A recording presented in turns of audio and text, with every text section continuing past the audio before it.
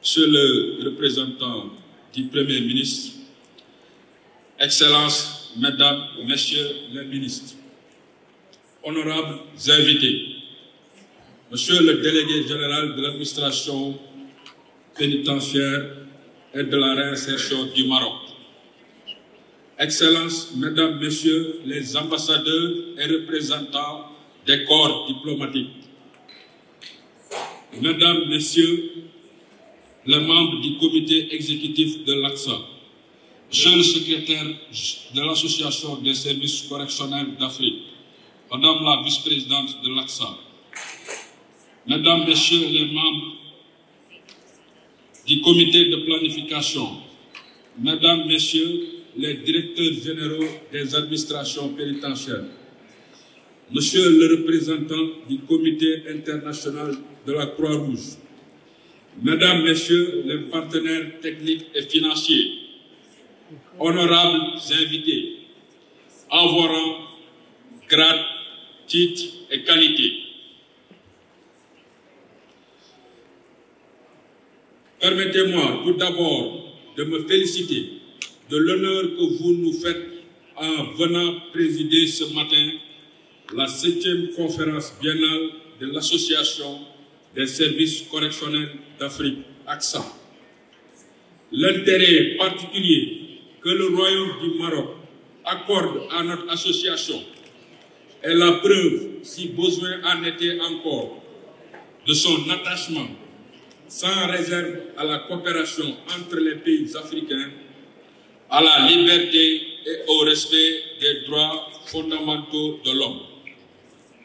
C'est avec un réel plaisir que je prends part à cette conférence en ma qualité de président de l'ACSA au nom de l'ensemble des délégués et commissaires des services correctionnels.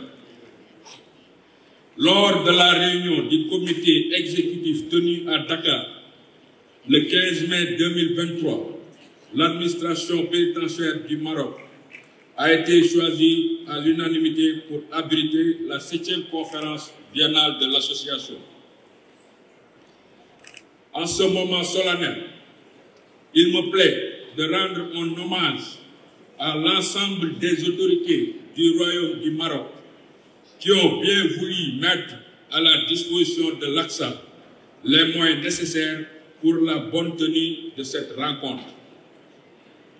L'occasion me sera permise d'adresser mes sincères remerciements à l'endroit de Monsieur le délégué général de l'administration pénitentiaire et de la réinsertion du Maroc pour l'accueil chaleureux et l'hospitalité légendaire qui ont été réservés aux éminentes personnalités présentes aujourd'hui. Je puis vous témoigner toute ma satisfaction, Monsieur le délégué général. Aussi, voudrais-je féliciter chaleureusement les membres du comité de planification et du bureau exécutif pour leur disponibilité ainsi que leurs actions significatives dans le cadre du fonctionnement de notre association. Excellences, Mesdames, Messieurs, comme vous le savez, l'élection du Sénégal à la présidence de l'ACSA s'est singularisée par le passage avant mon arrivée de 2 directeurs généraux, en l'occurrence le général Jean-Bertrand Bokandé et le colonel Abdoulaye Diagne, à qui je rends un vibrant hommage pour leur engagement à hisser au rang des grandes associations, à hisser ACSA au rang des grandes associations africaines. Nommé aux fonctions de directeur général de l'administration pénitentiaire en mai 2024 et assurant à cet effet la présidence de cette association, vous comprendrez, Mesdames, Messieurs, les défis majeurs que je me devais de relever pour maintenir le drapeau de cette institution au plus haut sommet. Loin de moi l'idée de vous présenter un bilan d'activité, mais l'ACSA a pu enregistrer à son crédit l'élaboration d'un plan stratégique 2025-2027, la mise en place d'un secrétariat permanent, des rencontres avec les directeurs généraux des administrations pénitentiaires membres la participation à des rencontres internationales, à savoir la conférence annuelle de l'Association internationale des services correctionnels, ICPA, tenue du 1er au 6 septembre 2024 à Singapour. L'AIPA, atelier sur les infrastructures pénitentiaires en Afrique, organisé en collaboration avec le CICR à Antananarivo, à Madagascar, du 30 septembre au 4 octobre 2024, et la session ordinaire publique de la Commission africaine des droits de l'homme et des peuples tenue à Banjul en Gambie du 17 octobre au 6 novembre 2024. Bien entendu, la construction du siège de l'ACSA et sa reconnaissance par l'Union africaine demeurent des préoccupations majeures pour un meilleur fonctionnement de notre association.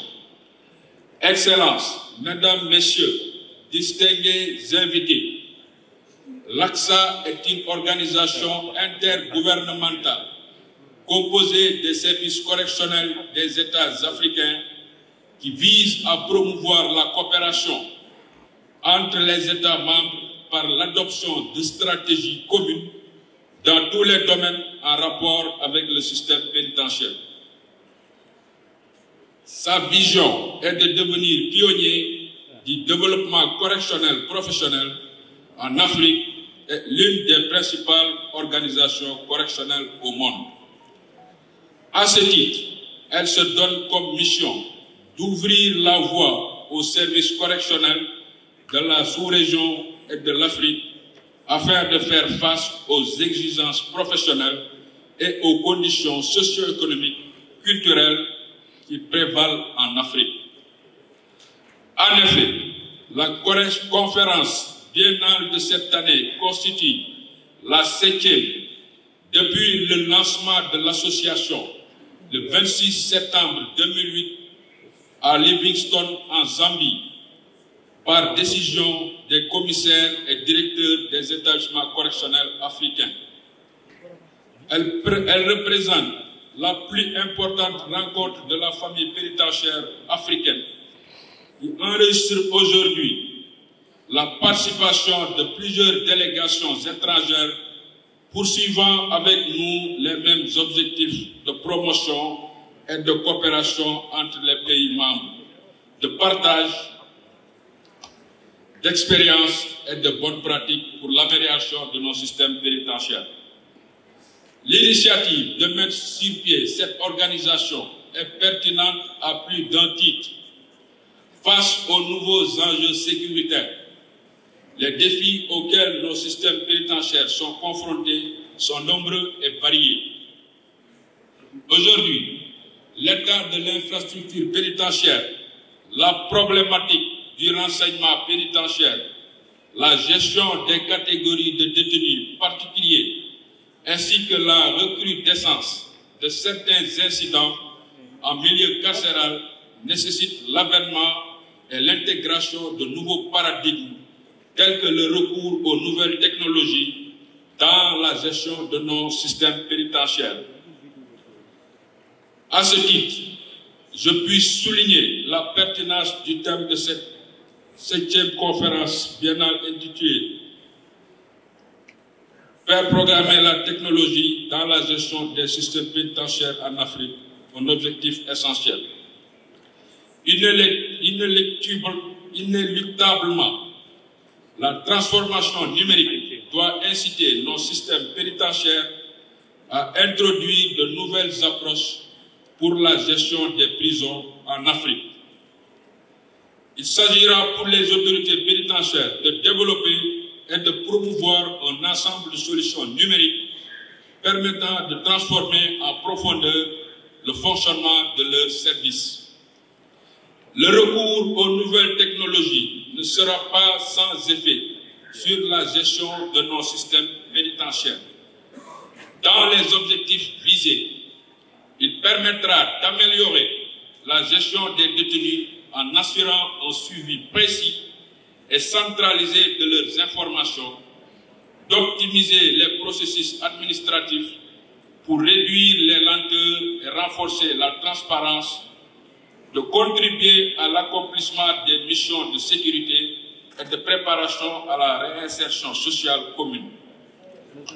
À toute administration pénitentiaire, de faciliter la connectivité et l'accès aux données en dotant les services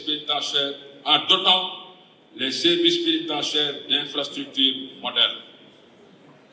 Excellences, Mesdames, Messieurs, distingués invités, aujourd'hui, face aux défis liés à la surpopulation carcérale, à l'insuffisance des effectifs des personnels, à l'inadéquation et à la vétusté de nos infrastructures carcérales, au développement de nouvelles formes de criminalité, à la complexité de la gestion des détenus poursuivis pour des faits liés au terrorisme, il devient un impératif pour nos services pénitentiaires de migrer vers une sécurité passive basée sur l'usage des systèmes de vidéosurveillance, de portiques, de scanners, de drones, de moyens de communication de dernière génération, de la biométrie et de l'information des données médicales, ainsi que des greffes des établissements pénitentiaires.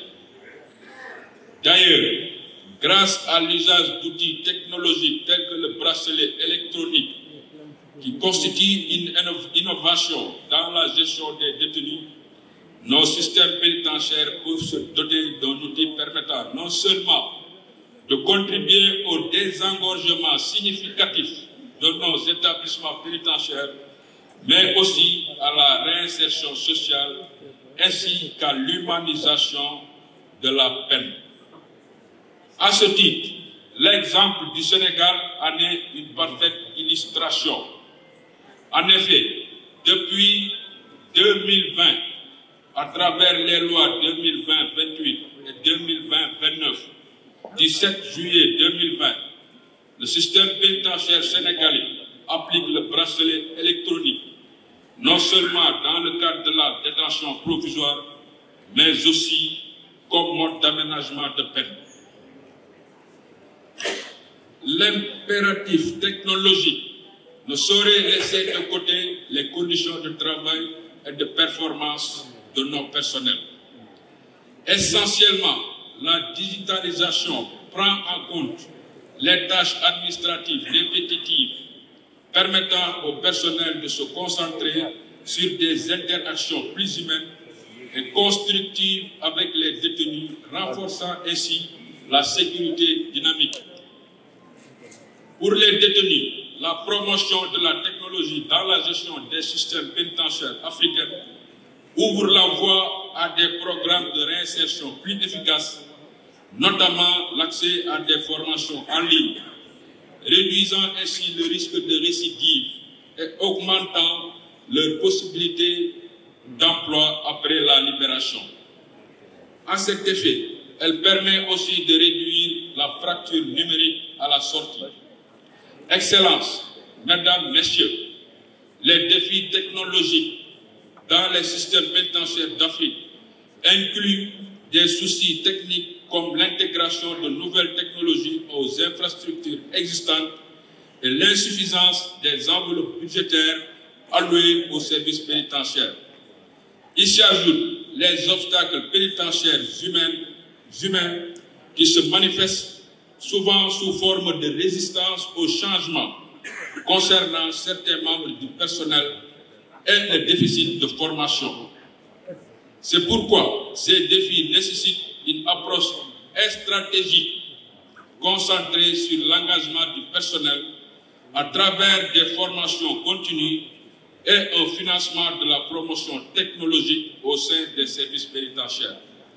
Au demeurant, l'évolution technologique pénitentiaire nous oblige à ne point négliger le partenariat public-privé qui joue un rôle important dans la concrétisation des projets et programmes pénitentiaires, notamment dans la mobilisation des ressources et des expertises pour développer des solutions innovantes. En combinant technologie avancée et soutien du personnel, les systèmes correctionnels peuvent transformer les défis en opportunités de réhabilitation. Les perspectives futures englobent l'intégration continue de l'intelligence artificielle pour prévenir et gérer les risques tout en explorant des expériences de réinsertion plus humanisées. En misant sur ces avancées, la réforme pénitentiaire vise une transformation durable répondant efficacement aux besoins complexes du secteur pénitentiaire. Cette vision promet des modifications structurelles augmentant la réhabilitation et la sécurité globale. Excellences, Mesdames, Messieurs, la promotion de la technologie dans la gestion des services pénitentiaires constitue un objectif critique, certes, mais dont la réalisation nécessite une synergie d'action entre l'ensemble de nos structures. Pour ce faire, la refonte de nos systèmes pénitentiaires, l'ouverture et la collaboration avec les partenaires techniques et financiers s'imposent. Nous ne devons pas être réfractaires au changement et à l'innovation. Les avancées technologiques contribuent au-delà des enjeux d'efficacité au renforcement de la sécurité et à l'amélioration des conditions de travail ainsi que de performance du personnel. Je ne saurais terminer sans vous inviter, chers collègues, à mettre en place des programmes de développement technologique innovants à mesure de prendre en compte l'étendue des préoccupations liées au milieu carcéral. Excellences, honorables invités, à l'ère de l'intelligence artificielle, les services pénitentiaires n'ont pas le droit de se positionner en dernière ligne. Pour y parvenir, nous devons tous opter pour un changement de paradigme et une réorientation des mécanismes de gestion des services pénitentiaires à travers la digitalisation. Ensemble pour une souveraineté technologique dans la gestion des services pénitentiaires en Afrique. Je vous remercie de votre aimable attention.